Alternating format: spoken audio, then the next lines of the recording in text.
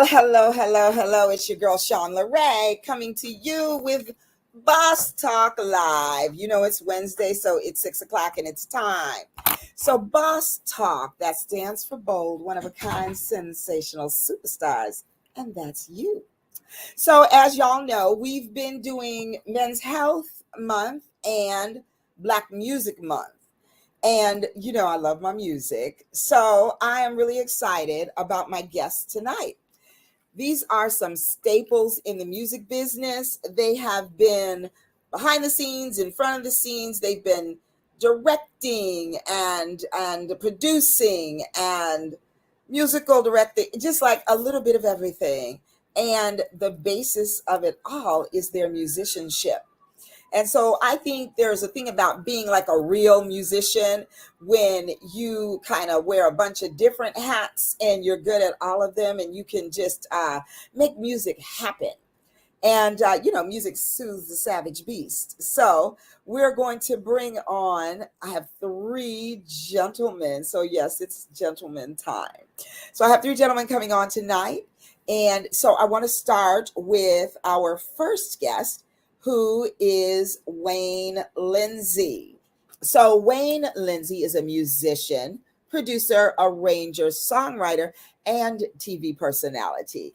Wayne has worked on stage and in the studio with legendary artists such as Whitney Houston, Stevie Wonder, Aretha Franklin, Earth, Wind and Fire, Babyface, Diana, Chaka, Beyonce, Jennifer Hudson, Yolanda Adams, the Jacksons, and so many more. As a multi-talented instrumentalist, Wayne is known for keyboards, but plays guitar, bass, and drums as well. Wayne is no stranger to the jazz genre. He was a pioneer in what is now known as smooth jazz, having written and produced for saxophonist George Howard in the mid-'80s, including George's biggest hit, No, No, and the title cut, A Nice Place to Be. Wayne has also written and produced for guitarist Paul Jackson Jr. He wrote for and recorded with the legendary Miles Davis and recorded with Marcus Miller, jazz great Stanley Clarke, Gerald Albright, Nancy Wilson, Norma Brown, just to name a few. He has performed with fellow keyboardists Billy Preston, Ray Charles, and Herbie Hancock, and is also the man who gave his friend the name Boney James.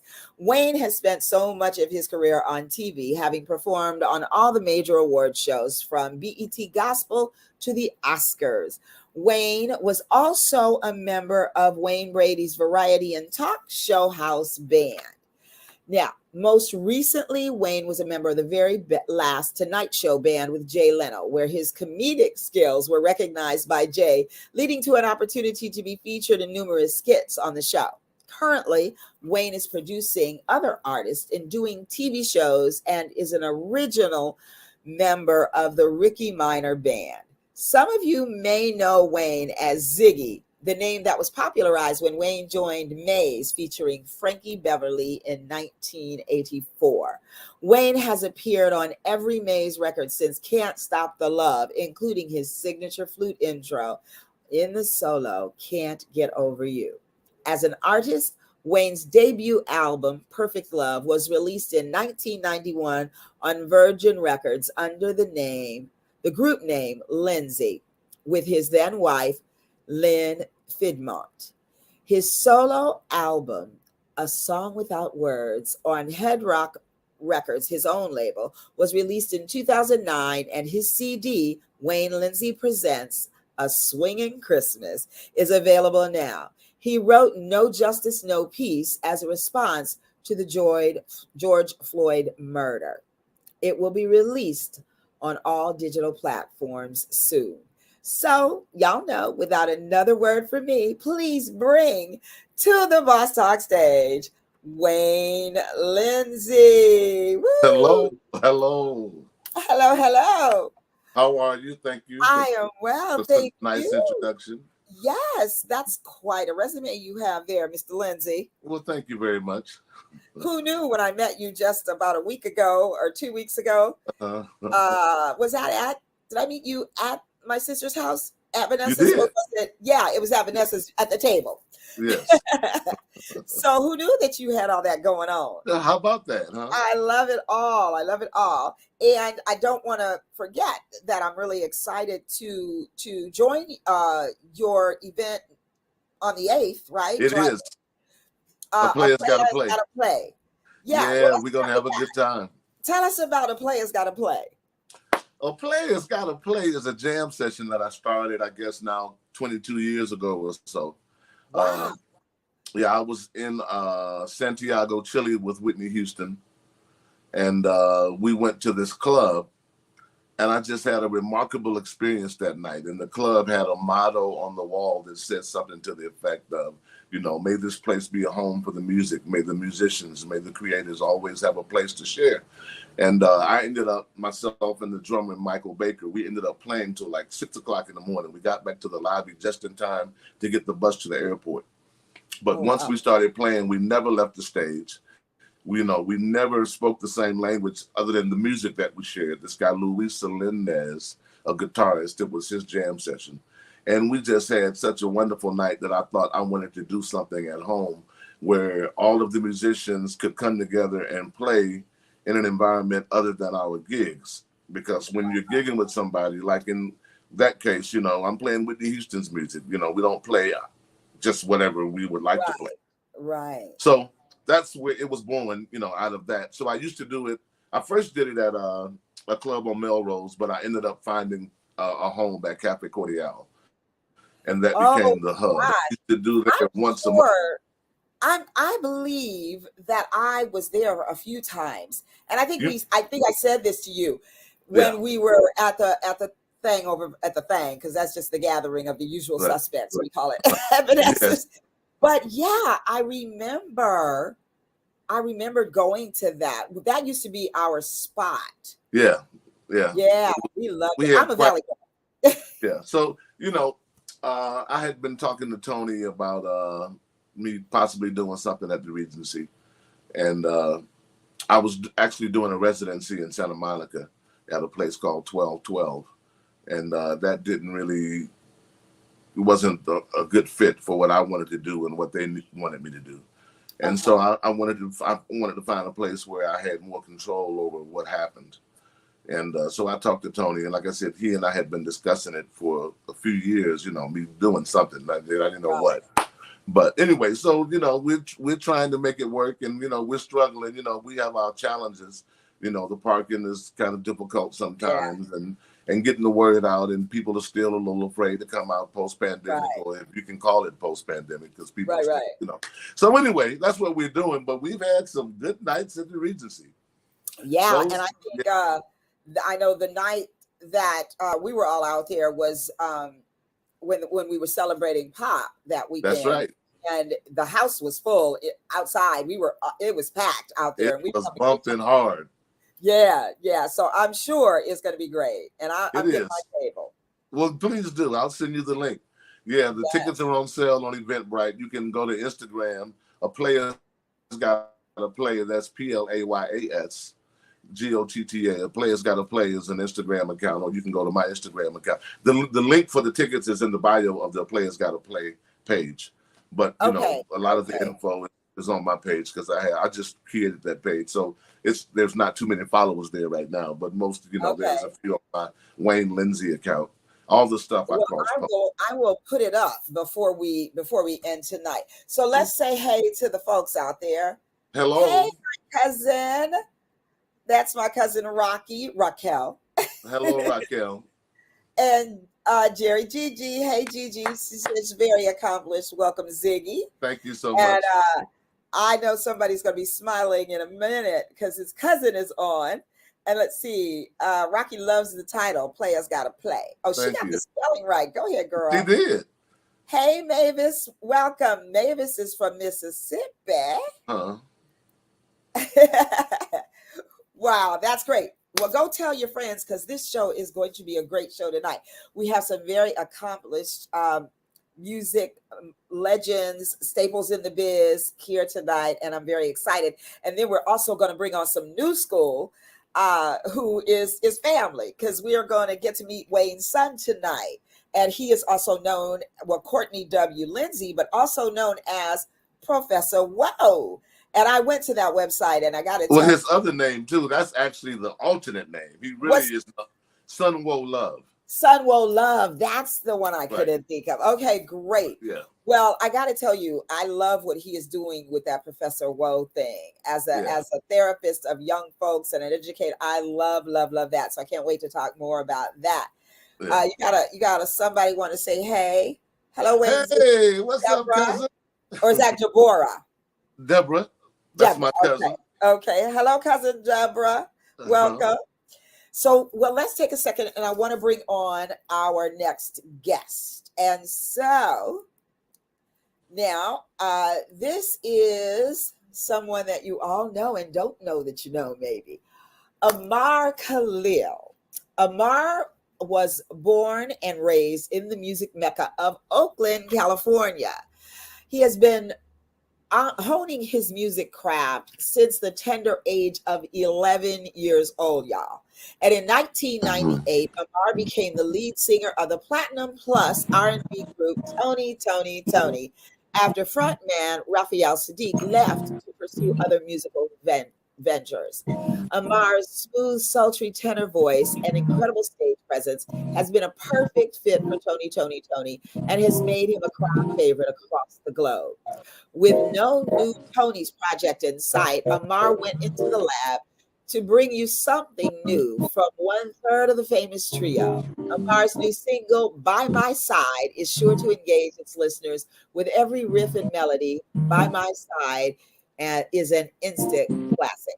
Not only is Amar an accomplished singer, he is also an actor with a list of acting projects under his belt, such as National Fitbit commercial, Hewlett Packard, Wives with Knives crime scene show, Sacred is the Flesh with Nas, and his latest project with Regina King's One Night in Miami. By My Side is available across all music download platforms, iTunes, CD Baby, Spotify, Amazon Music, Google Music, and more. So, without another word from me, please welcome to the Boss Talk stage, Amar Khalil. Hey. Hey. If it's too noisy out here, let me know. I can go in. I'm sitting on the balcony here in Hawaii, just enjoying myself. So it's a blessing to be here. How are you guys? We are doing fantastic. Well. How about yourself? Man, wonderful. Out here enjoying Hawaii, the beautiful weather. Can't ask for much more. Yeah. I can't be mad at you. Nice. Man, please don't be mad. Well, I want to thank you for agreeing to come on, and I want to thank your family and your beautiful wife for allowing you to come on your vacation in Hawaii, because I know that they are letting you have this time to be on the show. So tell them I am truly grateful. Oh, most definitely. Getting in trouble with families. My last week's guest was on the road and got home, landed, came on the show, but he didn't know that his family had actually planned to take him out for Father's Day since he wasn't home. So I don't want these families getting mad at me. Nah, for sure. Let's see. Somebody wants to say, Janice McDonald says Wayne is the best. Hello, Yes. hello. Cousin says, hey. Another cousin. Yes. Woohoo. Amar, welcome. Amar, Okay. I have to tell you that your cousin is my faithful supporter. She tunes in every single week. That's what's up. That's what's up. Now, you guys have to forgive me. My allergies have gone bananas on me today. And right now I'm all stuffed up. My eyes are all swollen and puffy. And I can't even put on no lashes, y'all. I don't know. No, it's all good. I'm gonna be all right. So I wanna say how Amar and I got to know one another, because it was Super Bowl weekend and there were all these performances going on over in Inglewood. And so I was running down the roster And my friend, who was the guest at the time, was my friend in Soror and designer Tiffany Scott Clemente. And Tiffany was like, "Oh, we're like, oh my God, Tony, Tony, Tony. Oh my God, we haven't seen them in so long." And da da da da. And then Gigi types in, "My uncle is the lead singer that replaced Raphael Sadiq." And we were like, "What? You never told us that." And so she put up a link that had your photo. And then Okay. you popped on because I'm not sure, did it alert you or something? Yeah, it did. It did. It alerted me because she, when she put it on there, she put at Amar Khalil, yada yada yada, and said what she said, and I was like, huh, click. And then he came out and said, "What's going on here?" And so I said, "Oh, hey, we're talking about you." And then as he joined in the conversation, I later said, "Well, I'd like to have you on someday." And so Uh-huh. we're making it happen. I love And it. here we are. I love it. So Wayne, do you know Amar and vice versa? Or know of is usually what happens. We well, we have not met, but of course, Tony Toni Yeah. Tone is one of my favorite groups, since they first came out. And I know a lot of the guys who've been involved. I was mentioning to you, I believe, that Carl Wheeler, who played keys with the group, he Yeah. ended up joining Maze later, which is, Yeah. and Jubu, who was also in the band. He wrote a lot of stuff. He's a good friend of mine, and he's also in Maze. I don't think Carl is with the band anymore. Jubu still is, but Yeah. when I first joined Maze, then the Bay Area was my home. I lived in Lafayette, and we rehearsed in Oakland, and I was in San Francisco taking BART back and forth. So that's kind of like Yeah. one of my For sure. favorite spots. I feel connected to the Bay Area for sure. Matter of fact, Yeah. we recorded out of the Maze records in the Bay. So and Frankie still lives there. Yeah. So yeah, I feel a connection to you, my brother. Although we've Oh never yeah, really but met. listen. So Oh yeah. Oh yeah. Yeah. Yeah. No, no, no. I'm about to blow your mind, though. I'm really about to blow come your on now. mind. Oh, I can't wait. So my best friend, my homeboy, the late great Jay Spencer, jazz saxophonist for What? Motown Mo Jazz. Uh, you Whose guys record I did some did? music for him. You guys did some Yeah. music for him for the show, and me and Jay came to your house there in Los What? Angeles, and you were dating or married. I don't want to get you in trouble right now, but the light skinned chick, she had like a little short, nice haircut at the time or something like that. It's been That was some my years. wife. That was your Yeah, that wife, was my yeah. wife. So Man, yeah, so mother we of my came to the children. house. Yeah, we came to the house and she fixed dinner for us. And of course I What? didn't have That all you this. was I didn't have Gray and all of that. But me and Jay Spencer and you came to your probably house had because hair you had like to go. And I had hair like I had hair then, and you guys were going over arrangements for the show. I love crazy. it. What year are we talking? Oh What man, year? 90s. Let me see, because That's crazy. I became the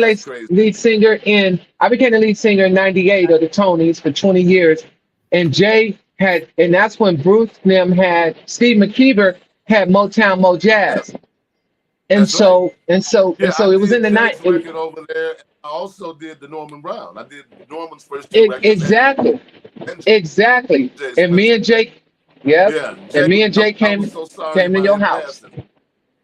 And man, that hurt. Man, That what a that small hurt so world. bad.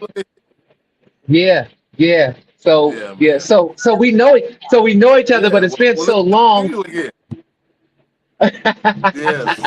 Yeah, man, for Yeah, that's sure. great. I'm excited about that. I love it. I love it. I do. Yeah, Rocky says she loves some jazz. Yeah, And yeah. Deborah You did says, blow hopefully my mind Lynn. with that one. yeah, Right. man. It Yeah, was it that's was it definitely was great. Well, we cleared that up, Deborah. Yeah, no, it was good. It was good. that was Lynn. I'm not sure. We got some feedback, and I'm not sure if it's the wind over there for you. Okay, you know what? You know what? Yeah, Let me yeah, let that's me cool. let me let, let me see if I can dip inside. I was trying to not bother them. Hold on. Okay. I think that has already subsided. Yeah, let me try to get get Yes, in here. probably. Hold up one sec. Yeah. Yes, Deborah, it is a small world. Absolutely. I love when that Yes. happens. So, well, Wayne, while Amar figures that all out, so tell me, how did you get started in music?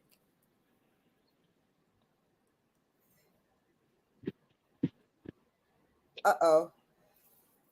Uh-huh. There you are. You're frozen a little bit. There you are. Yeah, I'm back. Oh, Okay, yeah, that's much better. wow. Thank you. Okay, cool. So, Wayne, Well, I was gifted, basically, it was a gift. My father was a minister. Am I? Here, let me, Yeah, can you get closer to the Wi-Fi or something? I don't know. yeah, I'm good though, right? I'm good, right? You're good. I was, am I there? You're going in and out. You have me? I don't know. Okay. There you are, I think. Okay, I was saying that my father was a minister, and so I had access to keyboards, and they bought me a toy organ.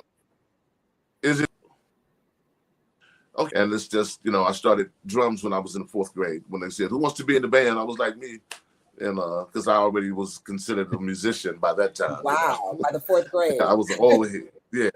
So I wanted to play saxophone, but I just chipped my tooth on the basketball court. So they told me, the band director thought it wouldn't be a good idea to play sax.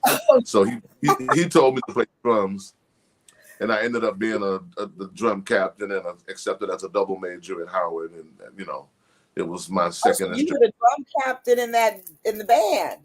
I was over the there. drum captain when I went out for drum major. He didn't pick me, although he should have, because I was the best qualified. But And so as I long didn't. as you know that. I do know that. Wasn't no question. I mean, this is what I do for a living. I needed that on my resume to be able to conduct a band. That would have been good for me. Yeah. It wasn't about, I mean, I was qualified, And so, yeah, I do know that. And so I ended up moving to DC, which is what I'm glad I did. I didn't finish with my folks in Atlanta. So I consider myself to be from Atlanta and DC, because that go-go changed my life. DC and everything that it had to offer, just changed me. It just changed everything. My exposure to the programs, the people, the friends, it's so I'm forever from DC and Atlanta.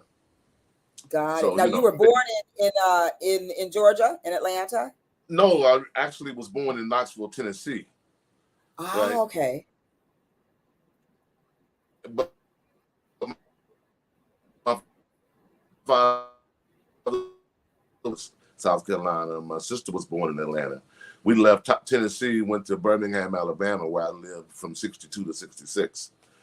And then I moved to Atlanta in kindergarten, and I lived there until my father was elected bishop. And so that's why I was able to move. I had the option to stay. He said, you can stay and finish. He was elected in 78. I graduated in 79. He said, you can stay and finish in Atlanta and then come and join us in DC, which is his first assignment. And then when I ran off a drum major and he didn't pick me, he was like, you're so good as the drum captain. I don't want to lose you in the section. And I was like, that's bullshit. So I was like, let's pack this shit up. Let's go to DC. So that's what I did. I left my senior year and went to DC. And the rest is history. But I love my Atlanta folk too. You know what I mean? I'm connected to both. Yeah, you gotta love Atlanta. Yeah. Yeah, I love them both. Chocolate cities. Mm-hmm. Yes, yes. So what about you, Amar? Were you born and raised in Oakland? Oh, you're muted. Yeah, born and raised in East Oakland, man, right there in the heart of it.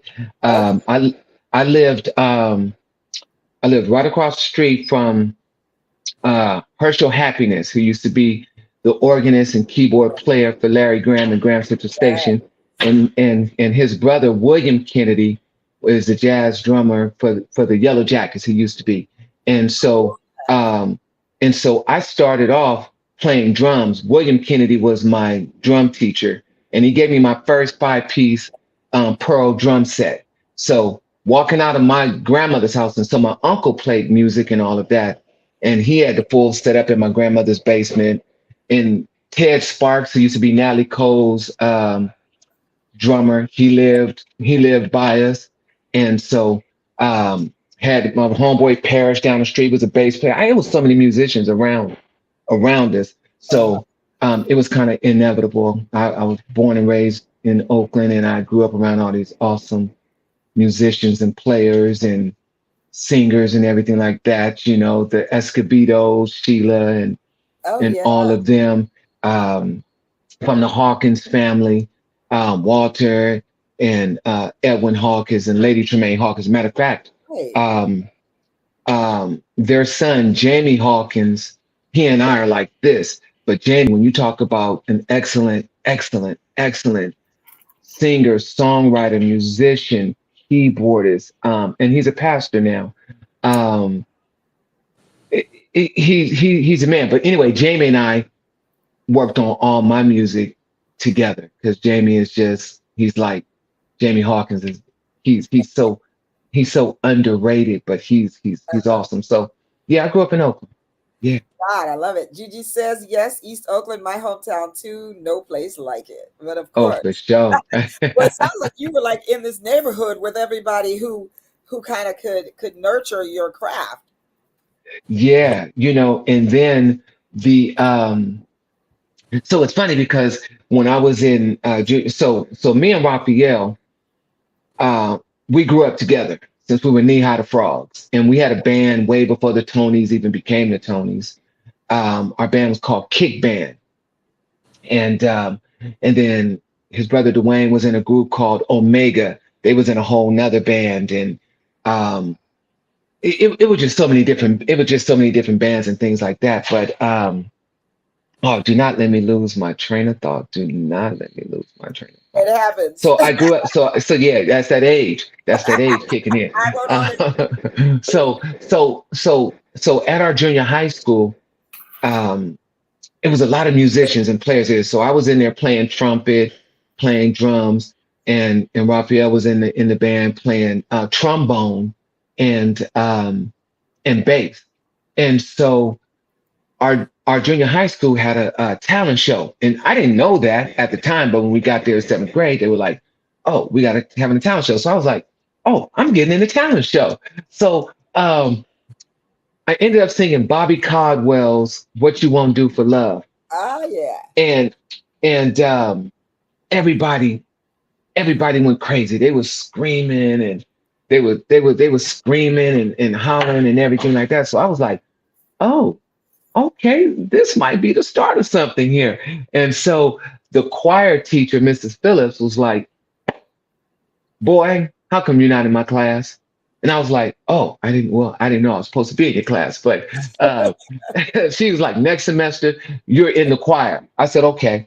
So what helped me hone the musical side of it all was being in the neighborhood that I was in and around all these other great musicians and singers and all that kind of stuff like that. But then as we transitioned so our music teacher, Mr. Lauder at Elmhurst, he was real accomplished. And so um, the school band would go out and play at different places throughout the Bay Area. And then, and the same thing for the choir. But then when we transitioned to high school, we went to Castlemont High School, and Castlemont High School had a choir called the Castleers. And the Castleers choir, you couldn't just get in the choir at the school. You had to audition for that bad boy. And so I auditioned, got in. Raphael got in because he was playing the bass and it became the choir's band. But I sung Ben by Michael Jackson. My voice used to be super, super high. It's still there a little bit, but of course, as you get older, you know. But I sung. So when I sung, I only had to do one part of the audition. So there's like 3 different parts. It's like you have to sing. After you get through singing, then Mr. Reader is gonna play some stuff, some scales on the on the piano, and you gotta follow those bad boys. And then he does some other stuff, and you gotta be on. But when I got through singing, everybody in the choir stand ran out to see, and I was little in high school too. I'm 5'11" and a half, but I want to tell everybody I'm 6 foot. Might as well. But in high school, I was itty bitty. When I tell you, I didn't even know I was gonna grow. And as a matter of fact, I didn't grow until 2 years out of high school. But anyway, only had to do one part of that audition. And so Mr. Reader, we used to go to Michigan, Oregon, Utah, and sing in different competitions. And this was all during high school. And so we went to Jamaica and performed for the Prime Minister and Oh, wow. and all that kind of stuff. Yeah. So our high school choir was. So that's how I did it. And so Wayne, Carl Wheeler was in the Cavaliers. He was one of the keyboard players. Rodney Franklin used to be a part of the Cavaliers. Wow. It used to, man, so many, Tim from the Tonys, Dwayne Wiggins from the Tonys. I mean, it used to be a bunch of musicians and singers that lived in the Bay that went to Castlemont because our jazz band ran by Mr. Cole, Gregory Cole. They traveled as well.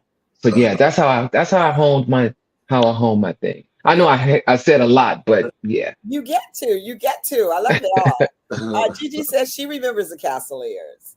Yeah, for sure. Oh, Yeah. and Chantel Denise, hey girl, hey.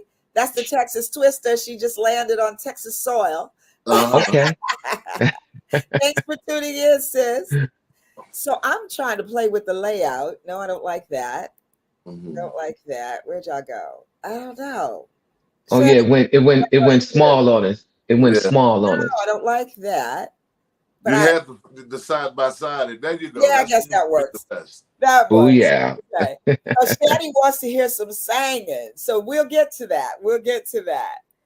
So, okay, Well, I could definitely play something. You sing? Oh, I want you to. Wayne, do you sing? Not really. I've been known to, but I'm not a singer. But sometimes I might, I'll do something occasionally, but I don't consider myself a singer by any means. Right, but I sing in the studio. I sing on my records. I sing. Sometimes I sing in my shows. But like I said, I know the difference. Right. I play for the real singers, so it's like I'm not, James Ingram and Stevie and those, and Aretha and Whitney. I know the difference between me and them. So it's like, that's people. Matter of fact, that's kind of what A Song Without Words is about, which is the title of my first solo album. This guy told me, you need to sing. People don't want to hear no piano player. You need to start singing if you want to be considered to be a real artist. So I wrote. No, that's not true at all. No, but that's how a lot of people feel. Listen to just the music. Yeah, but there's a difference. There's a difference. There definitely is. But I think that what you do too is you put together what's important for the singers to have. So that's without you, it ain't no us. Right. It's significant, but I mean, there's something to be said about being able to just tell the story. Yeah. You know what I mean? And for people to be able to sing along, because when I'm playing the piano, most people, they see me doing it, but they're like amazed, but they can't necessarily relate to it, But if you come up with a nice little hook, everybody will try to sing it, even if they can't sing, Yeah. Right. So they feel, like they can do that. Never too much, never, you know what I mean? You know what I mean? They have everybody thinking they Luther, Yeah, but the thing about singing is this too. You have to sing stuff that compliments you. Somebody asked me recently, they were having a birthday party for their wife, and this guy was having a birthday party for his wife, and it was a bunch of people. Then he said, "Man, I would love for you to come through and sing a song," and so I was like, "All right, I could do that." So then they asked me, could I sing a Luther Amazing by a Luther? And I had to tell them, I was like, no, No, No, no, no. no. Just because you can sing Right. doesn't mean that you can sing everybody's song. There you Absolutely. And go. and I don't even attempt. For I don't everybody. even attempt to it. Right. No. Yeah. No. Yeah. And I can relate to that because I sing, but there are some, like, I'm not getting ready to sing no Beyonce, and I'm not getting ready to sing no Riri or any of that.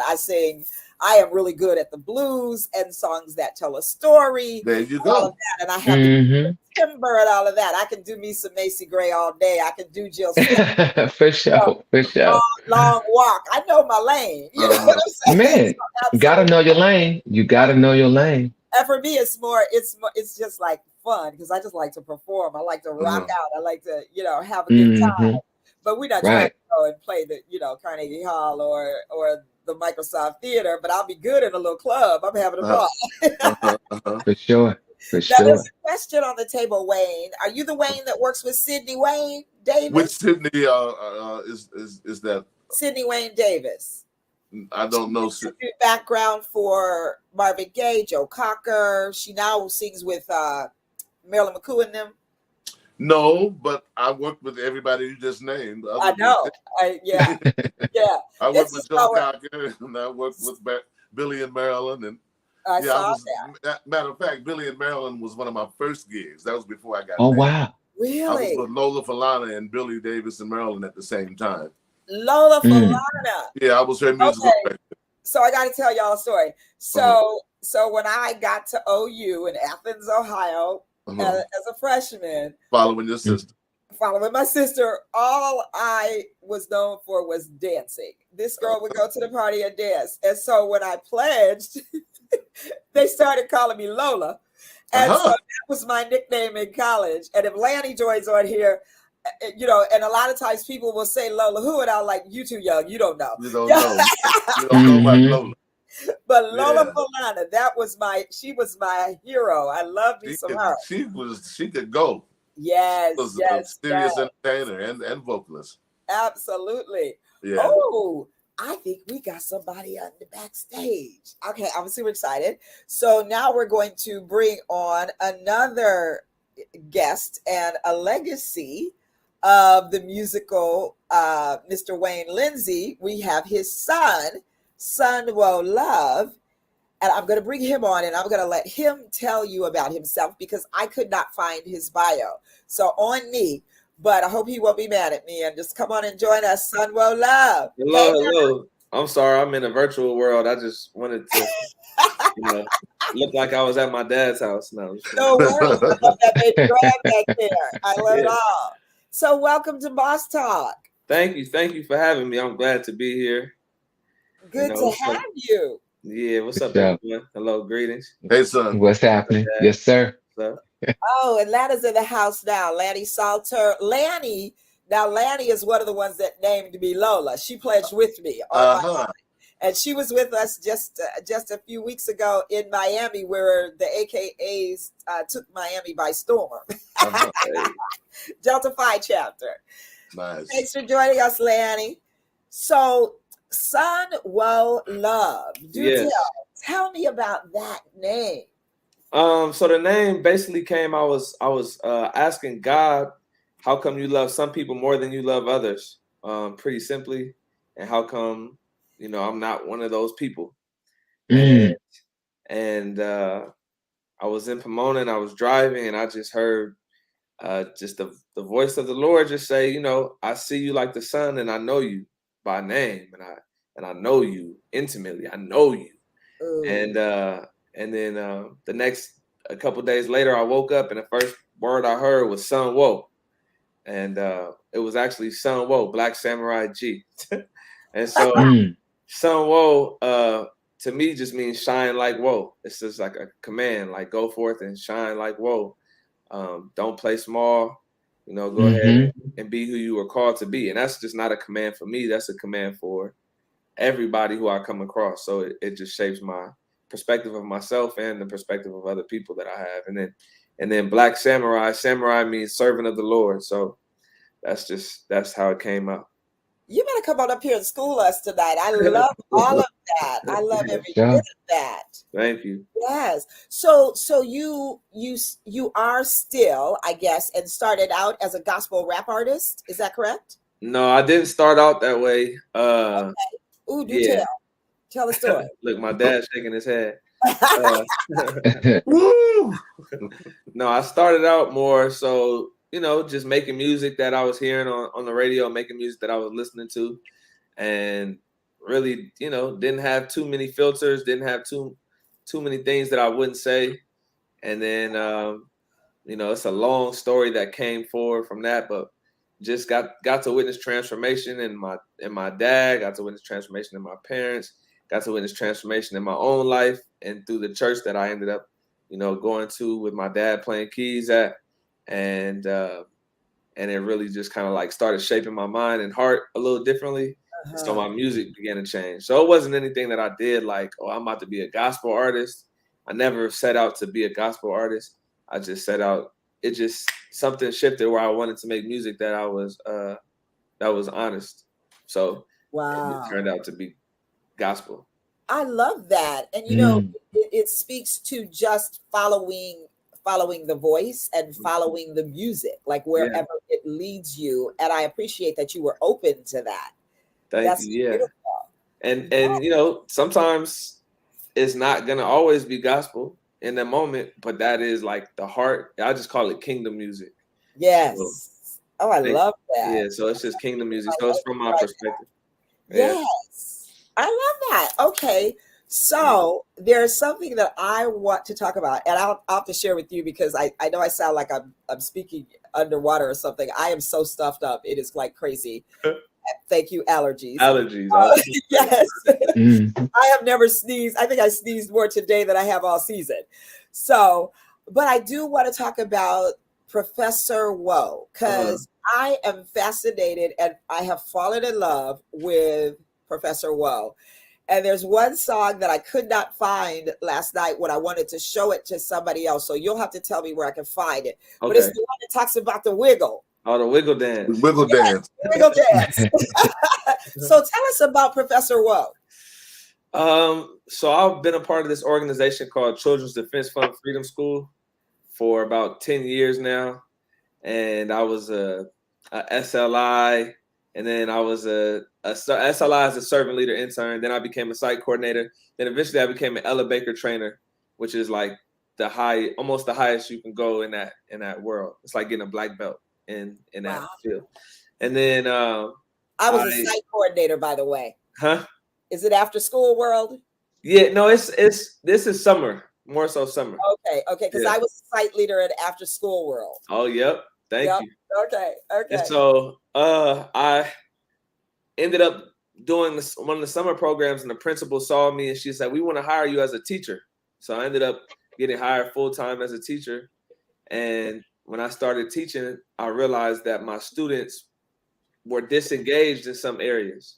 They didn't like certain math. They didn't like certain history. They didn't like certain things, certain students, but they always liked music and they always liked rap. So I started writing raps with my kids. We would write raps in class, but the raps would be about what we just learned. And then this would get the kids that were disengaged, this would get them engaged. So I just realized, they like this. So we kept writing raps. And my catalog kind of grew. And then the pandemic happened. I was teaching 4th grade. Then the pandemic happened. And I realized, once again, my students weren't waking up. They weren't getting online a lot of times. They weren't checking in on the camera. And so I wrote that song, "I'm feeling good. I'm feeling great. I brushed my teeth. I washed my face. I'm about to shake the sleep off and do my wiggle dance. Oh, I'm going to shake the sleep off and do my wiggle dance." So, I know it. Yeah. So I was just thinking about my students. And then that's how it came up. I was like, I need to give them something to like kind of motivate them to get up in the morning. So that's kind of how it happened. I love that.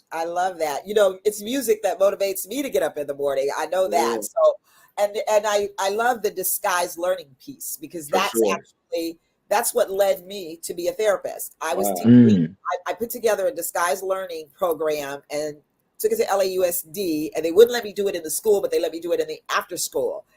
And I had been a site coordinator and a director of the after school program. And so then we went to doing my own program. And so I would go 3 weeks to every school in the Valley. I'd spend 3 weeks there, finish off the 4th week with a culmination ceremony where the kids would perform, do a fashion show, and make jewelry, because I'm a jeweler. So we would make jewelry and they give jewelry. I like your glasses. You like my glasses? Yeah. Thank you. I didn't do these, but I could have. I like it. I told her the same thing. A shout out to Simone Smith, because these are her earrings. I only wear certain people's earrings. I wear my students' earrings, Roz Designs, and Simone Smith, LL Cool J's wife, because she makes stuff that I just love. Look at those. Aren't those great? Yeah. They got some pizzazz to them. So shout out to her. But so we were learning French, jewelry design, and music. Wow. And I used what I knew, and they were learning social skills and all that kind of stuff. But what I got was that these kids were coming from families that were depressed and oppressed and destroyed and disrupted and all of that. And I just felt like you can do more, because I could hear my grandmother, to she who much is given, much is required. To she who much is given, much is expected. Because one said required, one said expected, but both grandmothers had that saying for me.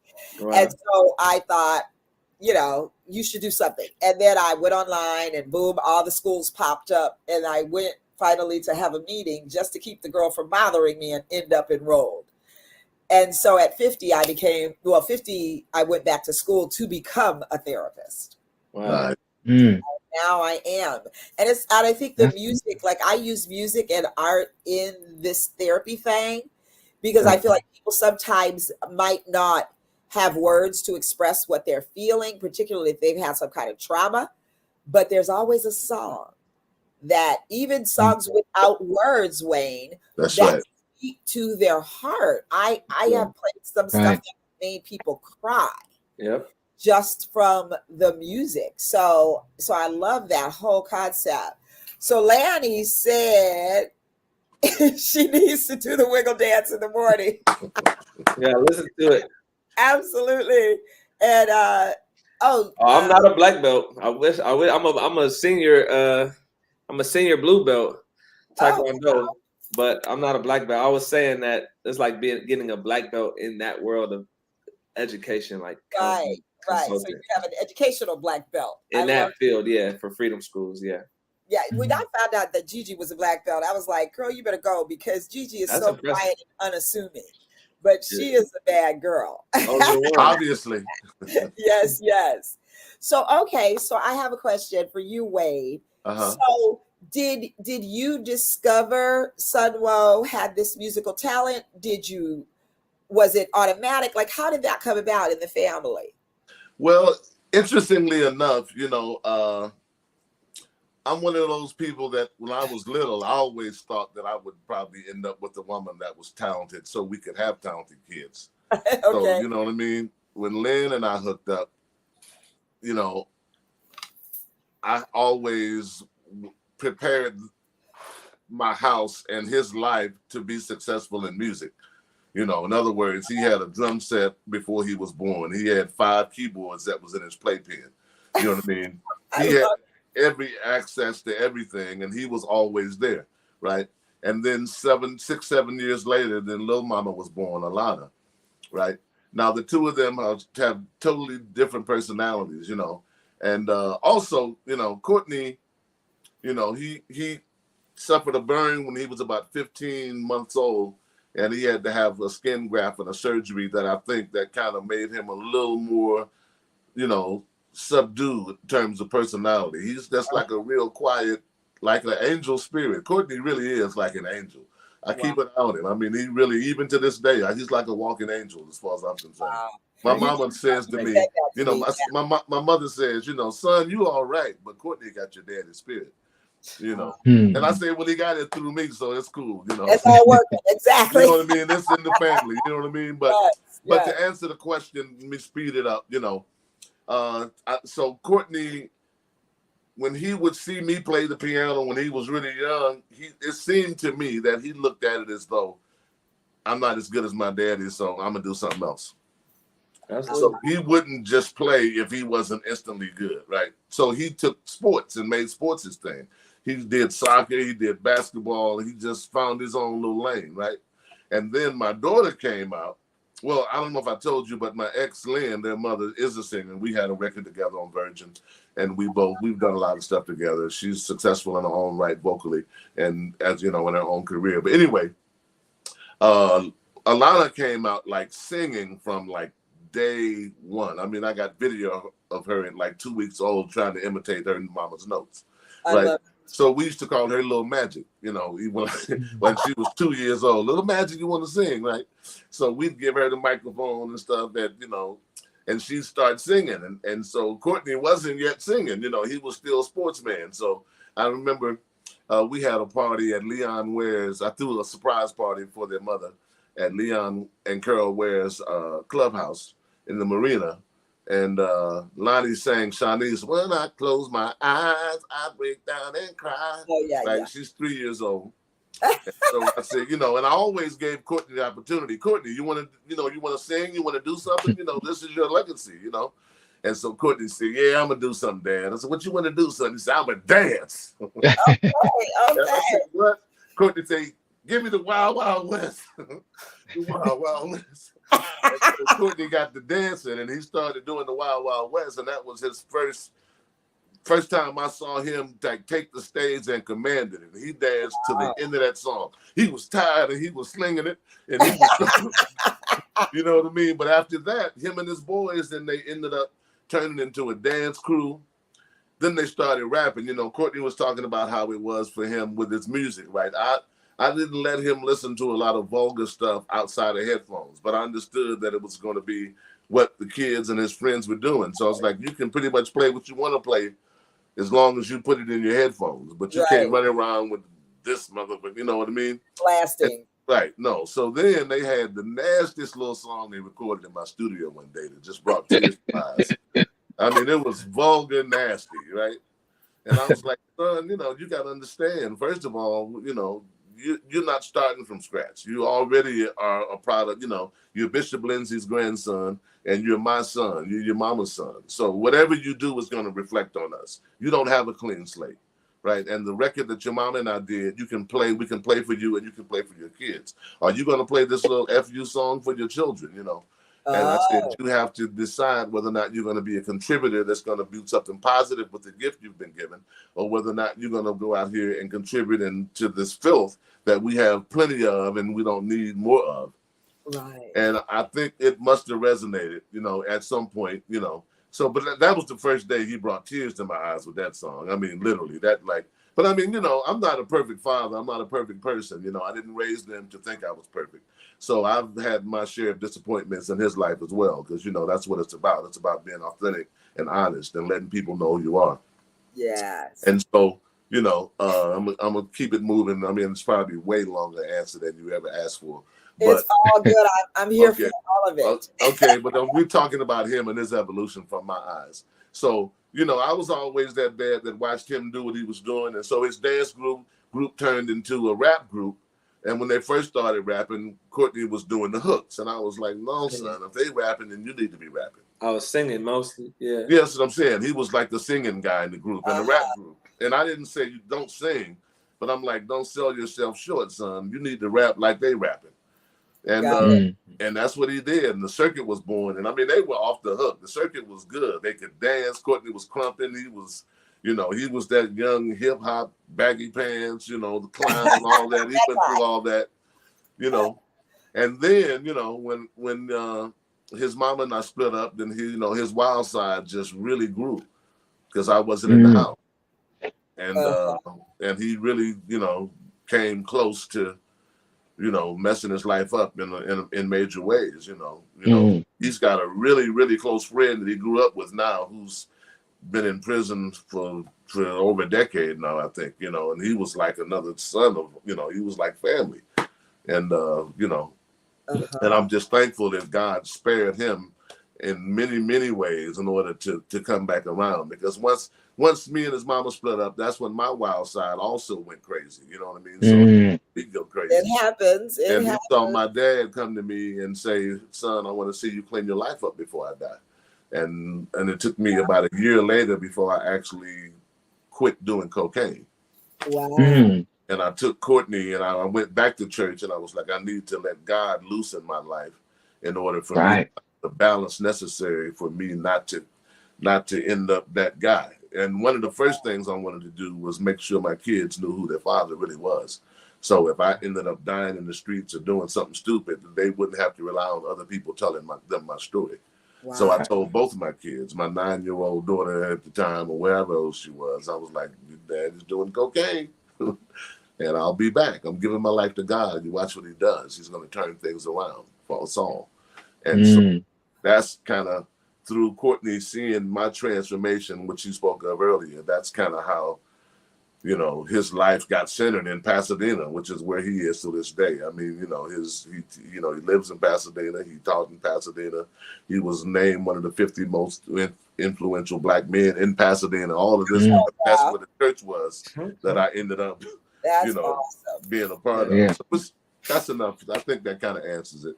Well, it does. You know, that's a beautiful, and thank you for your transparency, because I think that it's important that people understand that, you know, it hasn't always been shining and golden, but God will deliver us. And he will. Be. And I love that you, Courtney, were, just like I said before, you were willing to listen. I love all of it. I am here. I mean, it took a while. Took a while, but I think, you know, just when something goes bad long enough, then it starts to make sense. Hopefully you have a chance to listen. Yes. But I think for me, it just enough bad stuff started to happen. It was like, okay, if I keep going this direction, I know I can see what the results are going to be. Yeah. And I love you have the foundation, you know, and that's important. Definitely. Lanny says, that's what's up. What the folks out there saying. Janice McDonald says, what a testimony. Amen. Yes, absolutely. Amen. Real talk, you are the bomb. Okay, that's Lanny. Amen. That's Georgia talking, y'all. Yes. So I want to ask you some things, Amar, because I know you were with Tony Toni Tone. Now is that group forever gone now, or tell me, what is that about? No, well, you know, as far as me being a part of it, it's over. I did my 20 years, and I can really say 20 plus years because I had always been around since the very beginning. Right. And so their whole 30-year journey, I was a part of. You know, even going out on the road doing the first tour, and it kind of came full circle. But when I first went out on the road with them, I was they didn't have no budget, so it was really about family and homeboys being a part of everything. So I was out there ironing clothes, taking stuff to the laundromat, getting it washed and cleaned. I was a roadie, and I was always a barber. So I was a barber to the stars. I used to cut all the cats' hair for the Oakland Raiders and the Warriors, and some of the cats for the 49ers. And then when anybody would ever come to town, they would be like, who's the barber here in Oakland? So before I ever hit the stage as the lead singer of the Tonys, I remember when Chucky Booker came into town, and I went to the concert, the Janet Jackson concert, and that was the first person that ever gave me $100 for a haircut too. And so you know, from Public Enemy to Guy to New Edition to everybody. So to answer your question, the Tonys are still going. It's mainly Dwayne, Timothy Christian Riley, the drummer. He's back with the group, but Dwayne has a couple other guys singing. It's really not what the Tonys could be. Right. You know what I'm saying? And so at this point for me, I'm done. And so Carl Wheeler, which Wayne has spoke about earlier, who was with Frankie Beverly and Mays. Um, it was Carl Wheeler as an original member of Tony Toni Tone, Elijah Baker, the bass player, original member of Tony Toni Tone, Antron Ice Cream Hell, who was the original member, and then Jubu, he's quote unquote original member because he came after the first album, and and Jubu still plays with Frankie, but so it's Carl Wheeler, Elijah, Antron, Jubu, and myself. We have a group now called 3TOB, and the 3T stands for Tony Toni Tone, and the OB, 3TOB, original band members. I like So so now us five have a group, 3TOB, and we just finished our first EP, and we're getting ready to drop that real soon. We got Dave Hollister. So what they did was, since Jubu was always featured on Golden Time of Day, Frankie Beverly's cut in concert, we did that over, and we brought in Dave Hollister to sing that. As I mentioned earlier, you can't sing everybody's song, but we added that. We added that song to the EP, and Dave Hollister is featured on that, and then everything else is me being the lead singer, and it's a good project. It's a good project. We got Derek DOA Allen, who's an extraordinary bass player, singer, songwriter, and all that kind of stuff. He produced he actually co-produced a couple tracks on the project. All of us are writing and producing on it, and it's really good, man. It is. If I could just say so myself, it's like, when you do something that's not really good, and you play something for somebody, and you're kind of hoping that people kind of dig it, so you can say, oh yeah, okay, cool. But I was actually listening to it day before yesterday, and I was just in the car and I was vibing to it, and I was like, yeah, this is good. I was like, this is good. So that's what I'm kind of doing right now. So the Tonys is over, and 3TOB is what's happening. Okay. So I want to take you back a little bit, though. Okay. I ran across something on on YouTube. Okay. And sometimes that's good, sometimes it's not, but it's all what it is. Yeah, for sure. A thing on YouTube called Loyalty No Royalty.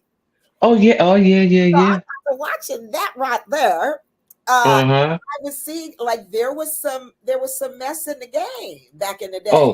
Oh, very much so. And I think the thing that stuck with me the most was just the kind of, y'all were young, folks were young and didn't really know what to know, right. What they didn't know what they didn't know. And so I forget who it was. Somebody went somewhere to lay down some tracks for somebody else and learned that person asked them about, how many points are you getting? And he was like, points, what's that?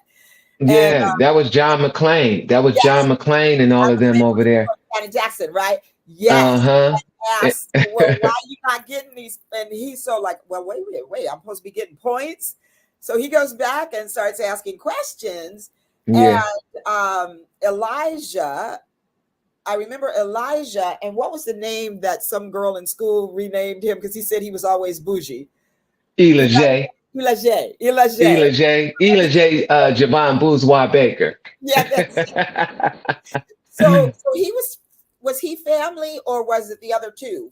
Because I remember. No. So Elijah and Raphael are first cousins. They're Elijah's father and Raphael's mother are brother and sister. Okay.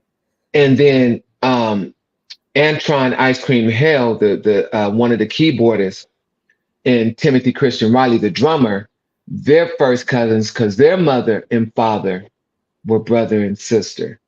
And so, of course, Dwayne and Raphael are brothers because they had the same father. Okay. So the group was basically the only, Carl was the only one that wasn't related to anybody, but basically the whole group was family. Yeah. So what was this deal where there were three of them up front, but everybody else was playing on the stuff, but the only three of them appeared on the album covers, but there were six always recording. Well, the first album, Wing Polygram Records, I can see his face now. Oh my God. Because a friend of mine married him. I can see his face. The world is small. Yeah. I could see his face. I can't remember the president's name. Ed Eckstein. Okay. Eckstein. Yeah. So they thought Tim kind of looked like Babyface. And then they said Dwayne was, this old suave kind of guy. He had the little perm process up in his hair, with curly. And so, of course, Raphael being the lead singer. So there were 6 members in the group from day one. But they thought those 3 looked the best. Wow. So they presented Tim, Raphael, and Dwayne as who Tony Toni were. And that's what they pushed, period, point blank. It was like for every show and everything that needed to be done, videos and everything, everybody was involved. But when it came to promotional pictures and all that kind of stuff like that, it was just those 3. So a lot of people just thought the group was 3 members, but it was always 6 members. Right. And so then people thought that was Tony, and Tony. Correct. Kind of like that. Got it. So when did you come into the picture? And I know you started in 98. Is that right? 98 as far as lead singer. When Raphael left the group after the last studio album in 96, that was the house of music with Let's Get Down on it and all that kind of stuff like that. He came back because he had left, but then he kind of came back and they did that last studio album. Yeah. But he didn't. But they did a couple promotional little dates, and then he was like, "I'm out of here." So one day I was working for this water company. I won't say the water company. I ain't giving them no pub. But I was delivering bottled water, and so and it's a trip how it happened. So I was delivering water at the Berkeley Greek Theater, and they told me that I had to deliver the water on the bottom part of the stage, down by the dressing rooms, and all that kind of stuff like that. So I said, okay. But I had to walk across the stage at the Berkeley Greek. And so I stood there and I was with my manager at the time. And I said, man, I got to play this place one day. One day I'm going to be at the Berkeley Greek Theater. I'm telling you, he was like, keep pushing. And it was the coolest manager, this old white dude named Phil Fisher.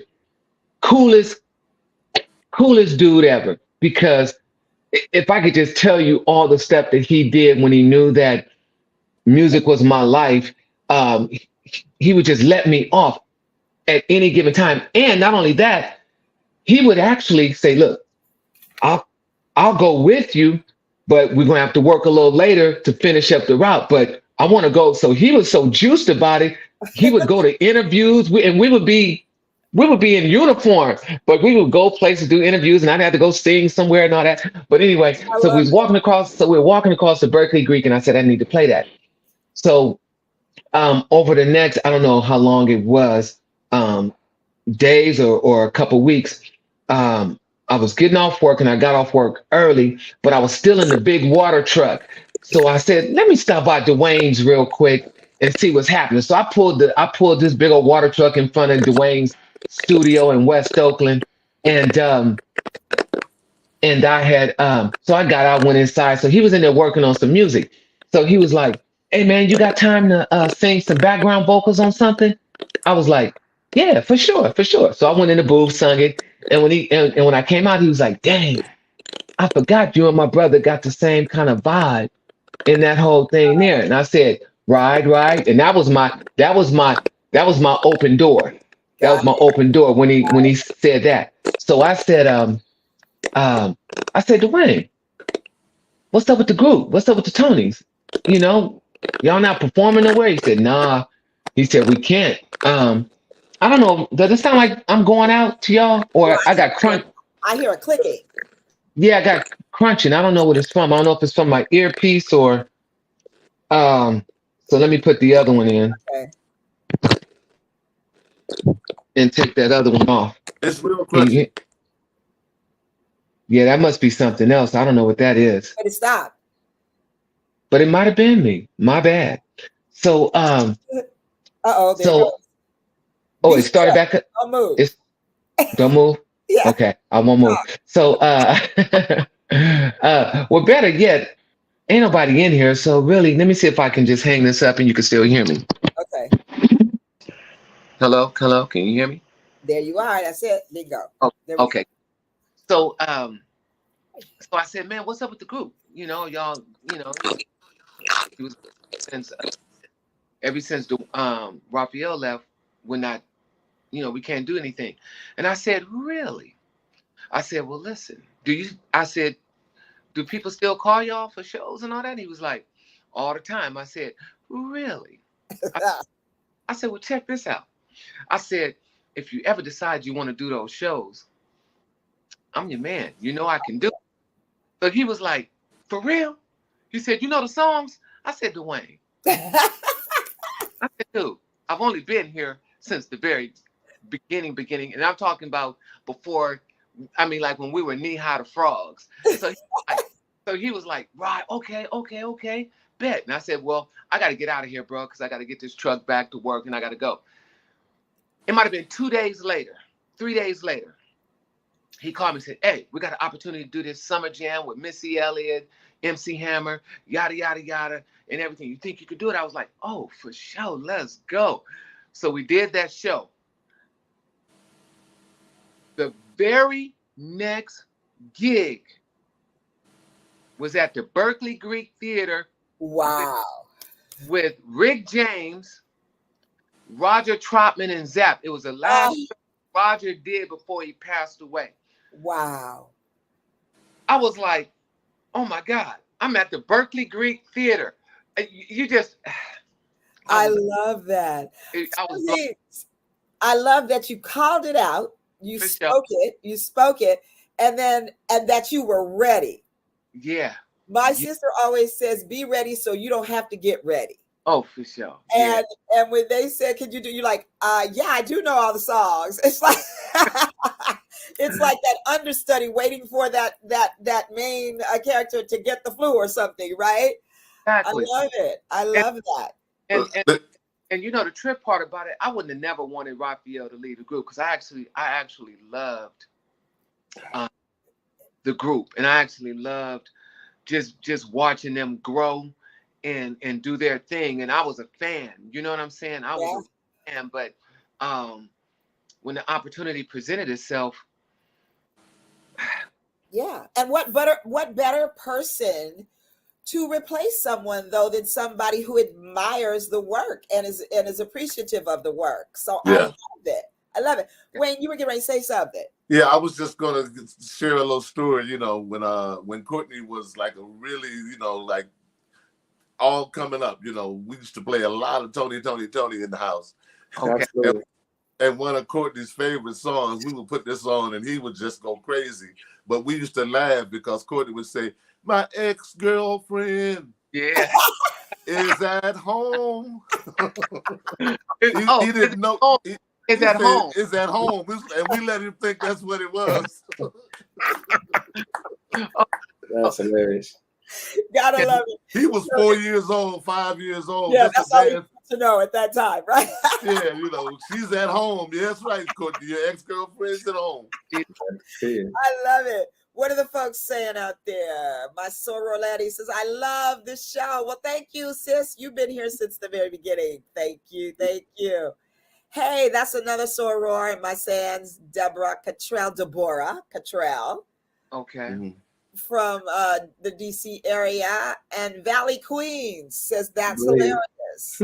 Hi. That's my wife, I believe. Shout out to Hey, shout out wifey. Thank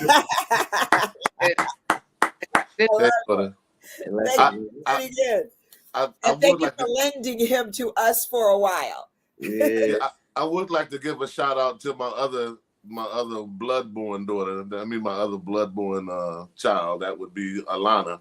She's a singer as well, and she's on the road with Anderson .Paak right now. They're opening up for the Red Hot Chili Peppers in Europe.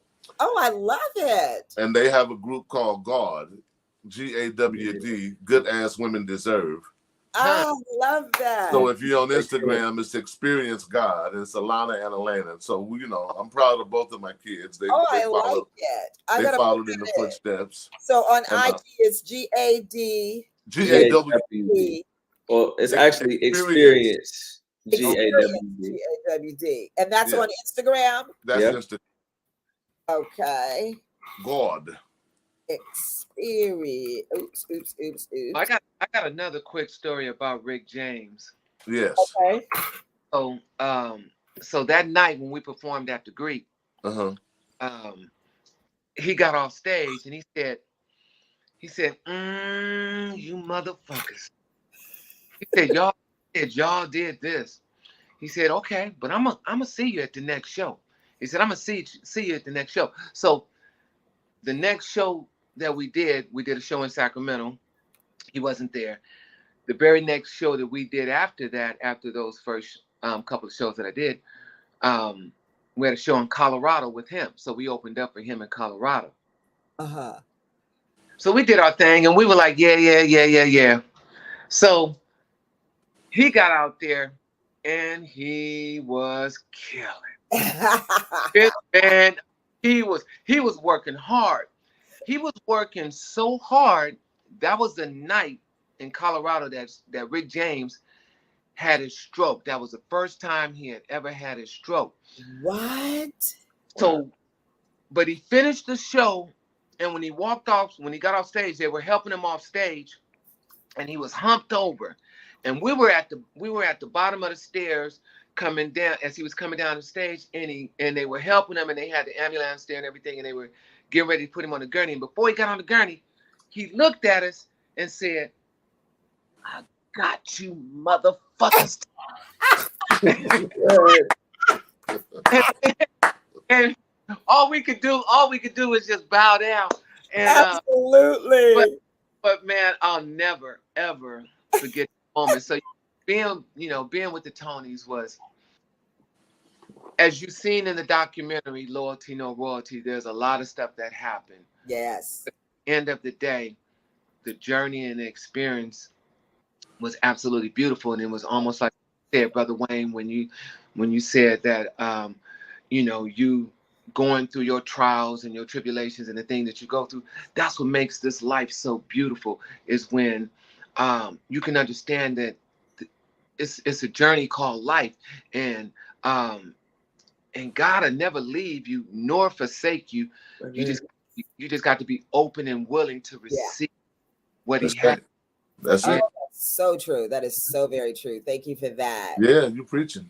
Valley Queen says, hello, great stories. And then here's the IG. Thank you, because I was trying to write it, but not fast enough. There we go. Thank you. Experience God. Now, I want to say, and I just really appreciate what you just said, because, we all go through things at different times and we don't know the why. We don't know the how in terms of how we're going to get out of it. But all you have to do is lay in trust. And I'm living in that space right now. Having lost my husband 1.5 years ago. And there's so many things that have happened in my life that, are beautiful things, but I'm not able to experience them with him. But what I recognize is he set me up, y'all. He set me up for such a time as this. And so everything that I'm doing now, my office on Ventura Boulevard, my employees, my private practice that's going crazy and wonderful, and the things that this show, all the things that we had talked about, he set me up, got me ready, because God gave him that task as my husband. And so I appreciate that. And that's actually what helps me every single day when I'm feeling away about the loss. I just have to go back and remember the good times, and also remember, like, the purpose. We all have one. And we never understand the why of things, but there's always, God knows it always. and he always will back it up with taking care of us. So all of these stories remind me of that. So thank you for sharing them. For sure. Yeah. So I want to hear some of the music. So Wayne. Yes. Tell me what I should go find and let's listen to it real quick. Well, I think that, in today's climate, you should probably play No Justice, No Peace. It's long, but we don't have to go to the end. Okay, so that's where do I find? Is there a way I find it real quick, or should I just send it? The easiest way is just go to my website. Okay, I'm there. And it's on the front page. And I'll tell you a little bit about me from a writing standpoint and that history. I mentioned earlier that, I lived in Birmingham from 62 to 66. My dad is from Atlanta. He and Martin Luther King were high school classmates. And my dad was a part of the civil rights movement. He, matter of fact, he's directly behind Martin Luther King in the Birmingham March, and they rode in the paddy wagon together, and they were in the jail cell together before they split him up, before the letter from the Birmingham jail was written. All of that, the people, when 16th Street Baptist Church was bombed, our church shook. Those were our friends. I grew up with the family that pastored that church. So with all that being said, after, in 66, I moved to Atlanta, and I grew up in that civil rights mentality. I saw Dr. King in his casket, and I understood. I was a member of Concerned Black Students at my high school. We grew up conscious. And so I write conscious-minded songs from time to time, and I've written quite a few in my life. One Less Brother, which talks about Black people killing each other, Power to the People, which I wrote before Rodney King. I'm looking at it. I just saw it. I'm sorry. Go ahead. You see what I mean? So, I've written quite a few songs, like I said, I believe that it is our purpose as musicians to try to at least, make a difference and at least comment on things that really matter in life. I write love songs too, but it's not just about that. So anyway, after George Floyd was murdered, then I could not sleep. This doggone No Justice, No Peace hit me like a brick. And I wrote the whole thing in like a matter of 2 or 3 days. I edited the video, I sang it, I played it, I did the whole thing. And it's really 8 minutes and 46 seconds long, just so you have an understanding how long this knee was on his neck. Wow. But I won't, you can go to my website to watch it, but you can play as much of it as you feel like. I'll play a few minutes because we are already at 7:24. I understand. So but yeah. I so love this conversation. So let me find myself here. I'm gonna get really good at this one day. Hold on. It's all right. Doing fun. I'm enjoying myself too. Thank you for having me. I appreciate it. It's been a long day, but I'm glad I was able to make it. Thank you. Yes, absolutely. Yeah. I'm glad too. Okay, now here it is. I'm gonna take it back. Wait, why is it not? He'll hit the big screen, so it'll take the whole screen in the bottom right hand corner. But I'm not hearing it. You might have to put share computer audio. Share, yeah. Okay, wait, let me go back. Let me just stop the share. And then sometimes they have that tap. I usually see that on Zoom. I don't know where to find that on here, but let me look again. Let me see, share screen. There it is, share system audio. Bam. There we go. All right. Okay. So y'all, this is Wayne Linsey. No Justice, No Peace. Sure. What happened? Is the volume up on the YouTube? Oh, go to the right next to the settings. See that little looks like a Wi-Fi service? Next to it, to the left, to the left. To the left. To the left where? To the left of the circle over right here. Right. Yeah. Thank you. Okay, here we go.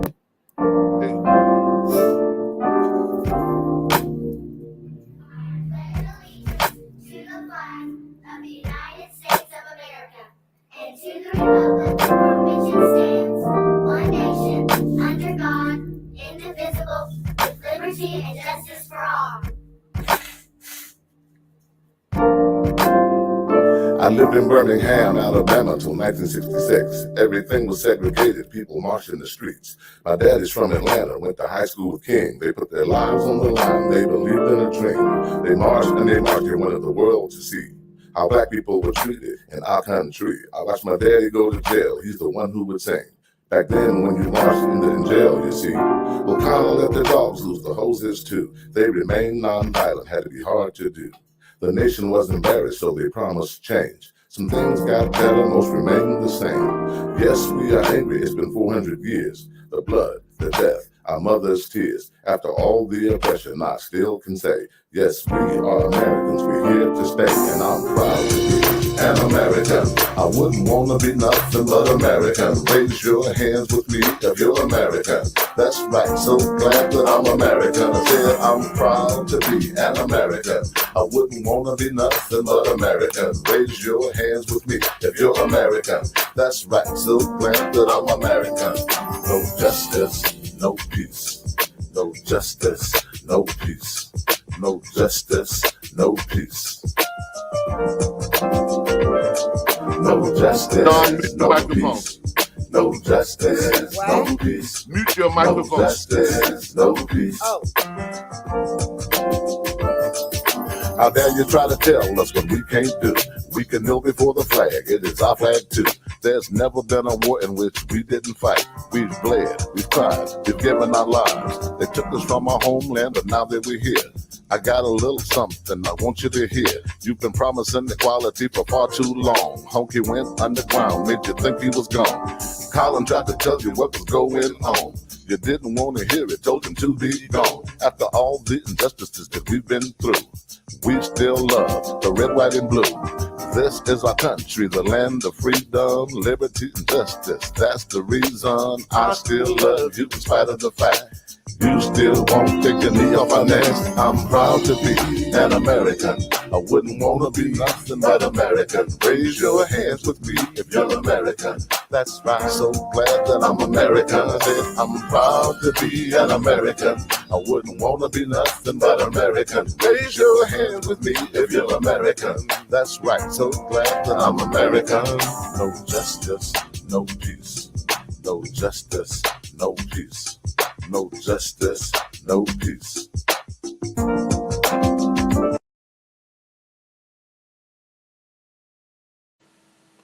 Hey, unmute your mic now. I like that. Thank you. I'm so sorry to have to cut it, but I absolutely love it. Y'all can find that on WayneLinseyMusic.com. I'm putting it right here. Right. Mm-hmm. WayneLinseyMusic.com. So check that out. There we go. WayneLinseyMusic.com, and you can hear that and so much more, because the brother's been doing some stuff for a long time, and it's amazing. And I love those locks you had back in the day. Thank you. Deborah says, very nice. So, okay, Amar, we're going in order here. Where's something you want me to play for you, brother? You want me to just play it? Can you share it? I don't know if I can. Can I give you permission to share? I got my little Bose speaker here. I mean, I could just. I want to make it happen. What you got? You know, you ain't said nothing but what? That's right. You be ready. I remember. Let me. I'm just messing with y'all. Let me see. Let me turn this. Battery high. Connected to City of Kings. Yeah. Connected to. Let me see. Okay, hold on. I gotta make sure this. Give me 1 second, cause it sound like it. Hold on. Well, this is a song that Jamie and I did. Jamie Hawkins. 1 second here. Vanessa Epps, so talented. Thank you. Yes. We echoing. I know. Hold on 1 second. Yeah. Hold on. That's all. Battery high. Connected to. Can y'all still hear me? We can. Yeah. Okay. We got that echo going now, though. Ready to pair another device. Connected to only one Amar Khalil and City of Kings. I don't know why it still got you guys on. Hold on. Hold that thought. Okay. Van Janice is hollering at you. I love it. Oh, where did he go? He's trying to fix his setup. Oh, okay. Well, maybe in the interest of time, while he's fixing that, we should go and see what Sun Will Love has for us. That's one thing we could do. Okay, I like it. So where shall I go? Should I go to your? Where did I see Wiggle Dance? The Wiggle Dance? Or you tell me what you want me to play. I mean, there's a lot. I feel like there's a song called 8 Parts of Speech that could be a good one. Professor Woe. Yeah, Professor Woe. So just go to professorwoe.com. Yep, I got it. And then if you press watch. Okay, watch. Scroll down to the 3rd video. It looks like a little cartoon. Okay, in the interest of time, Amar, we went to him, so hold that thing. Oh, it's all good. Okay, let's see. It's pretty short. You said the 3rd. Let's see. I see class in session, and then days of the week, and the conjunction. That one, the conjunction. That one. Okay. Let me get it. Let me go back over here, and I'm gonna share the screen, and I'm gonna share my So yeah, this is a audio song. this time. There we go. And don't forget to mute your mic. Oh, mute my mic. I'm gonna do that now. Illustrated by Ronnie Robles, written and produced by myself. So this is on an album called Blackboard Volume 1. It's out on iTunes and Spotify, everywhere, all the streaming sites, and yeah. Okay, hold on 1 second. I'm gonna go back over here and mute me. Make the screen big. Thank you.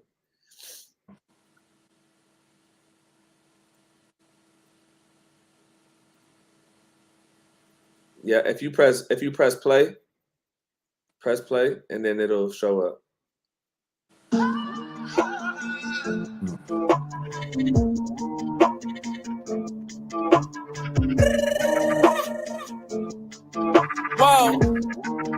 Whoa, let's go.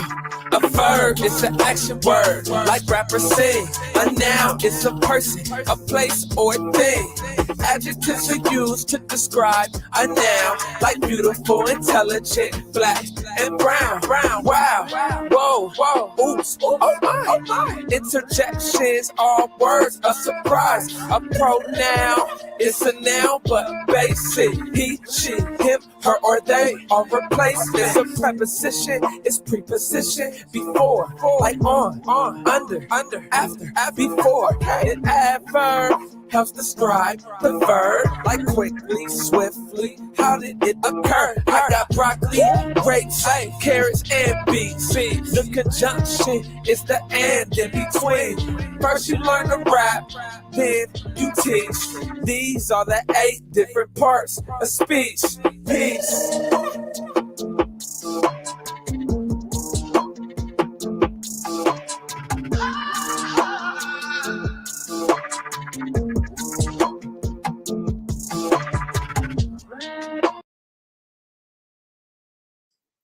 Yeah.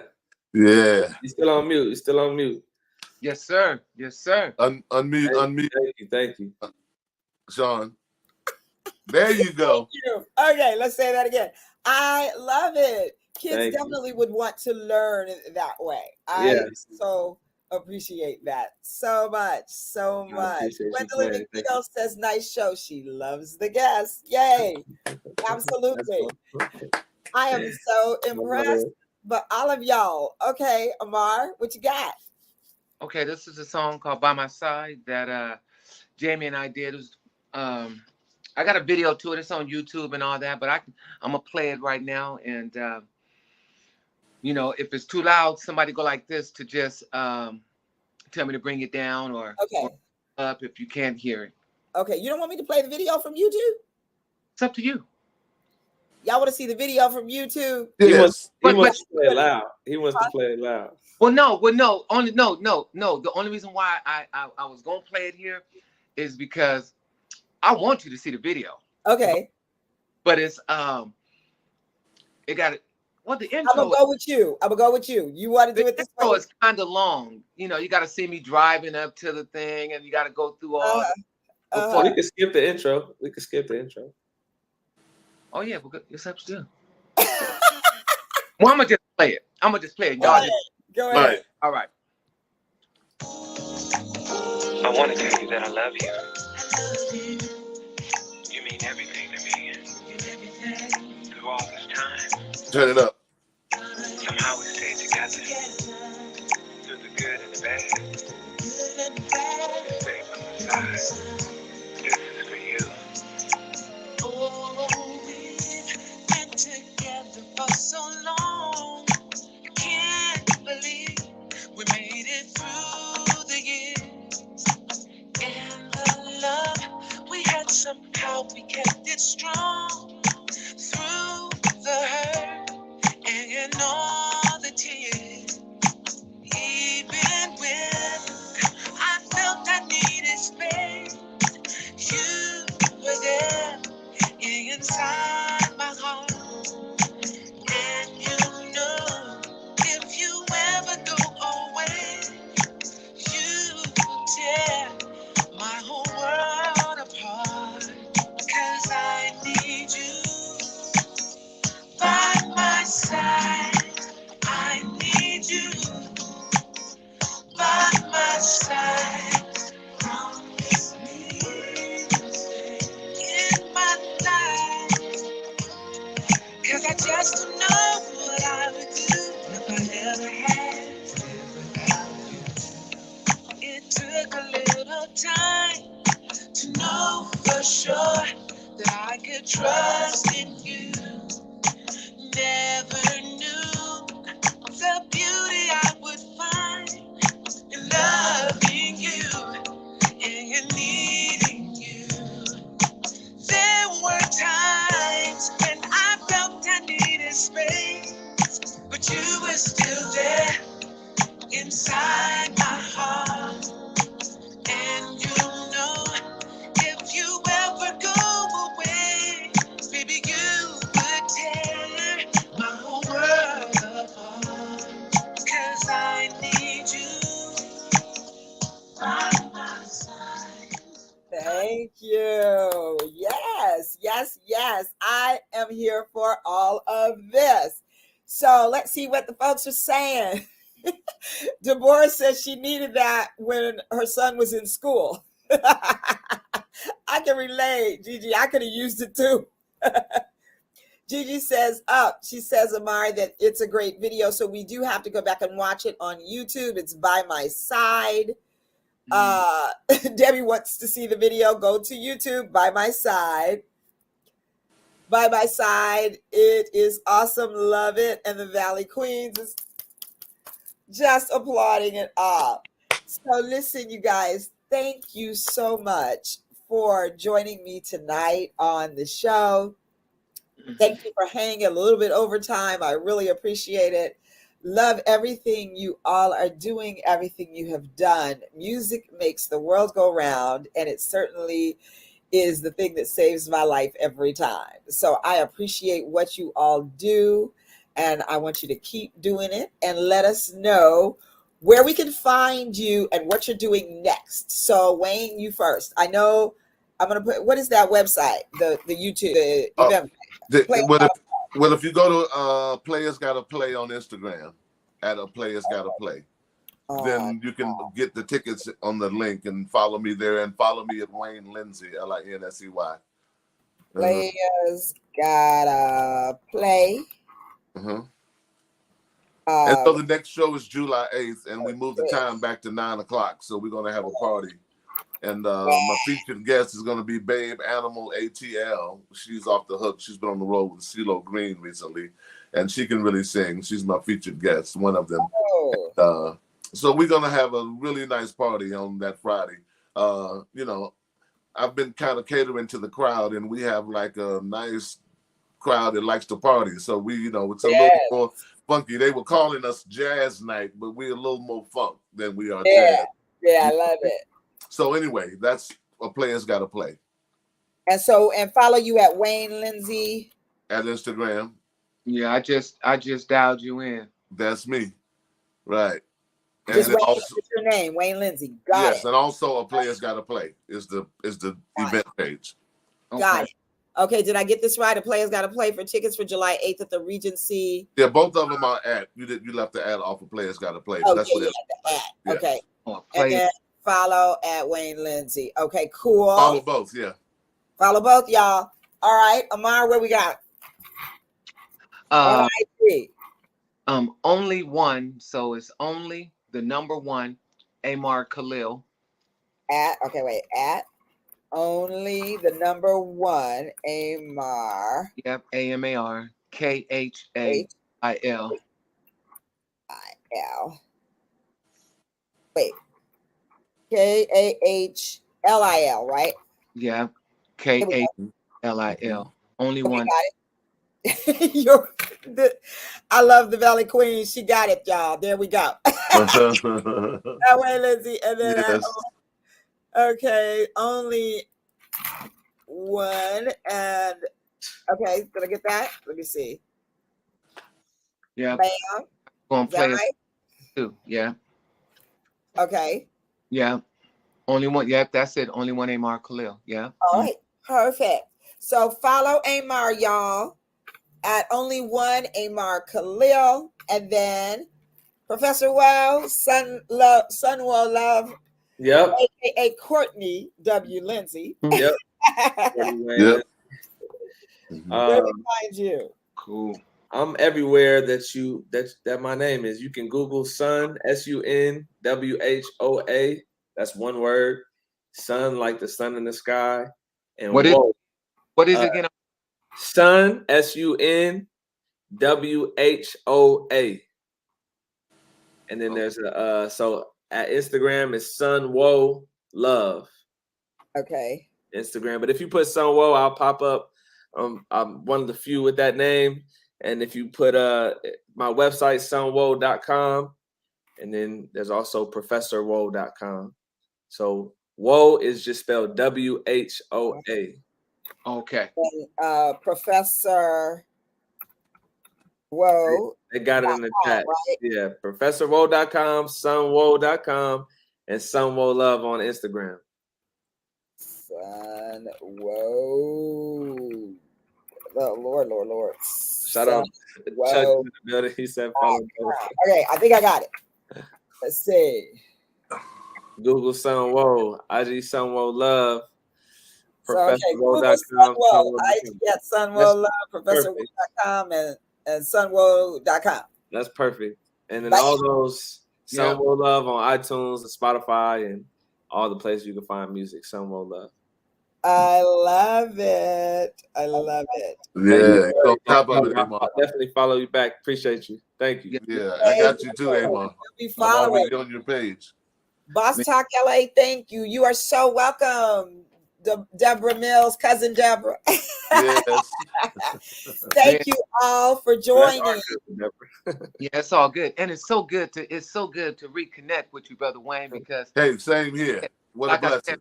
I remember coming to your house and eating and hanging out and chilling, man. And that's so cool, ain't it?